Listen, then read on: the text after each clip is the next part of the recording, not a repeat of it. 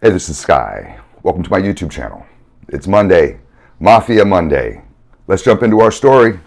I got the laptop open. We're going to start chapter 17. We finished chapter 16 last Monday. You can go and check out last Monday's video if you're interested.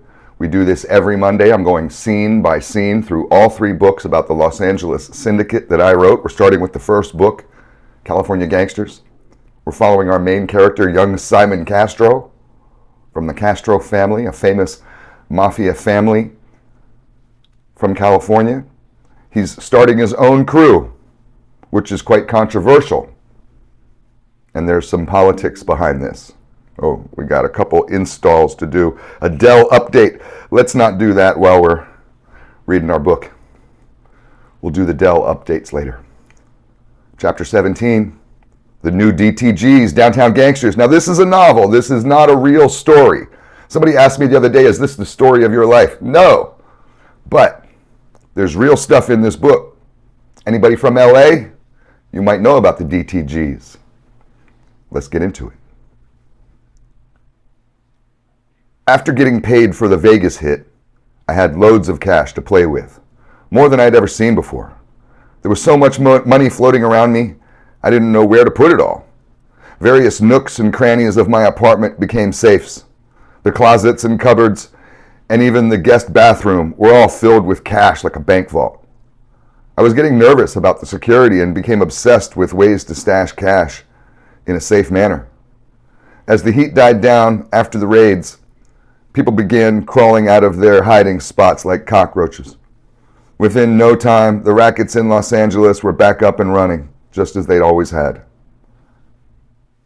I officially took my grandfather's mob turf to keep those streets in the Castro name and to run my own crew as my dad had planned. We easily laid claim from Boyle Heights to Koreatown. We kept the original borders with the DTGs, the Downtown Gangsters, which they had occupied for many decades. The beautiful thing about having turf in LA was that anyone who operated a racket in our part of the map had to pay a street tax. We were taking in $1 million per week from the various independent hustlers who operated on our turf. The money came in handy to open up legit businesses and to buy some real estate. I looked at the new DTGs as a neighborhood redevelopment project. We needed to begin filling the pockets of every gangster on our turf by creating better opportunities for them. The new DTGs were about making money for all our associates, not just ourselves. If I was going to squeeze the downtown streets, I had to turn on the faucet a little bit more. Frank always told me, you can't squeeze water from a dry sponge. Our collection team, comprising of goons that Mika had handpicked for the job, began hitting the street corners once a week. Sunday had been tax day downtown for more than 50 years, and I wasn't about to change that. Anyone who was late with their payments learned a lesson from the new DTG goons. Fools who refused to pay were ejected from the turf permanently. The word quickly spread around town that a new, younger, and meaner crew was running the set. We took a couple of weeks to recruit new members. Mika and I went out almost every night, slowly crossing off names from our list. We were picking off specifically targeted members from other Italian crews with little to no pushback from any of the other bosses. I would simply pay the capo off with a ton of cash and use my last name as muscle to do what I wanted. Having a father on the board of directors in the syndicate suddenly made me a very popular person in town. I liked the new level of respect that I was being given. I won't lie. It was indeed going to my head. A new boss was in town. People went from calling me kid to saying, yes, sir, Mr. Castro. Tom Castellano was an old childhood friend of Mika's from the East Coast. They went to school together as kids and both became bodybuilders as young adults.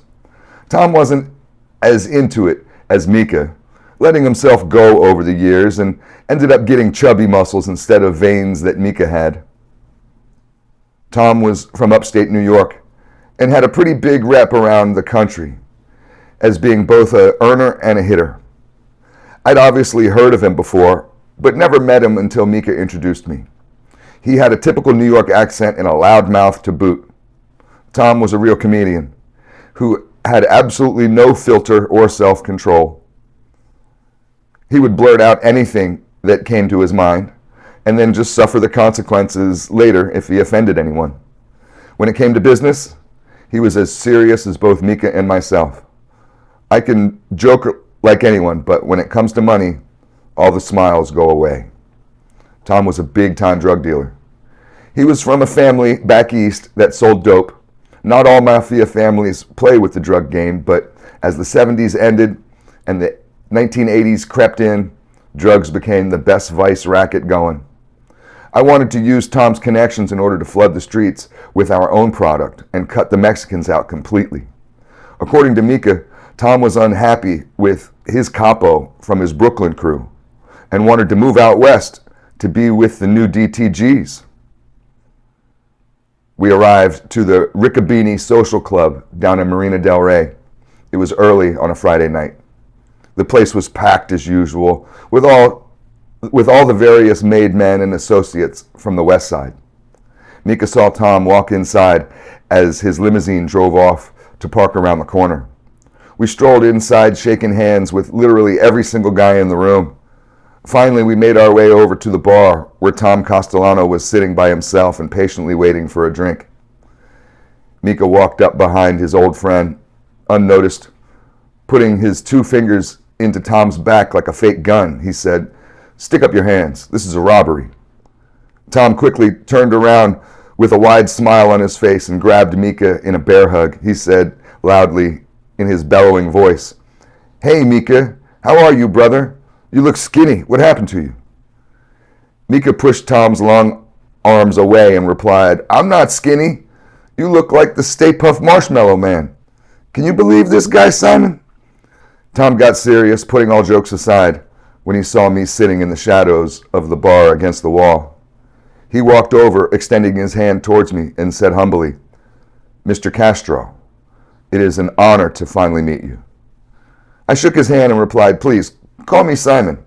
It's nice to meet you as well." As Tom and I chatted, Mika got drinks for us from the bartender, whom he knew well. The bartender set up a long line of shots for us.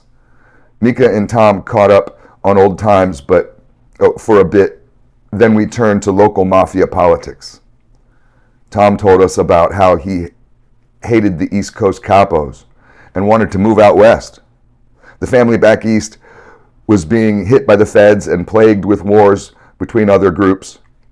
I said to Tom, "I've got my own crew and my own turf, and we're making $1 million a week already, and we haven't even set up shop yet. Mika's my right-hand man, and I want you to be my left. If you don't want to be on the East Coast, fuck them. Come join us." Tom looked up at one of the many Hollywood posters on the wall of gangsters and celebrities. He stared deeply into a picture of Lucky Luciano and Frank Sinatra as he puffed on his cigar. He replied, "Congratulations. You're moving up the ladder quickly. But honestly, I think I'm stuck in my family. Like I told Mika the other day on the phone when we discussed it, I don't think they're going to let me leave. Well, not for cheap, at least." Mika and I looked at each other with sinister grins and then laughed. I turned to Tom and replied, "Don't worry about money. I'll offer your boss more than he's ever seen in his life. And I won't ask again. You're the only person that I've ever had to ask twice." Tom didn't skip a beat. He slammed his fist down on the bar, spilling the drinks, and yelled, "Well, fuck yeah then, motherfucker, I'm in." Mika was tickled pink that his old childhood buddy was going to join the DTGs. He laughed and punched his longtime friend in the arm in a loving way. He yelled over to the bartender, "Chico, bring us some more shots. Make sure it's Big O's. We're celebrating over here." Chico had a funny way of holding a bottle backwards. Watching him pour made me nervous that he would drop it. But he easily poured out more shots for us, giving the bottle a twirl and a flip in the air to be fancy. I said, "Gentlemen, raise your glasses. We're going down in history. This is DTG's for life. Tom smiled ear to ear and replied, downtown motherfucking gangsters. Mika looked at me like he had just created a baby or something. I thought he was going to kiss me or start to cry or both. He said, I, for one, am so grateful that I met you when I did, Simon. Up until I met you, I was questioning everything about this life. To Simon Castro, thank you, my brother. DTG forever. We sloppily clinked our glasses together, accidentally spilling some on our hands and sealing the deal. In that smoke-filled social club full of West Side gangsters, we each shared the same grin with one another as the leadership of the new DTGs was formed that night. I had an official crew with soldiers collecting money and heavy hitters as my consigliere and my underboss. All right, we'll pick it up next Monday. Thanks for watching.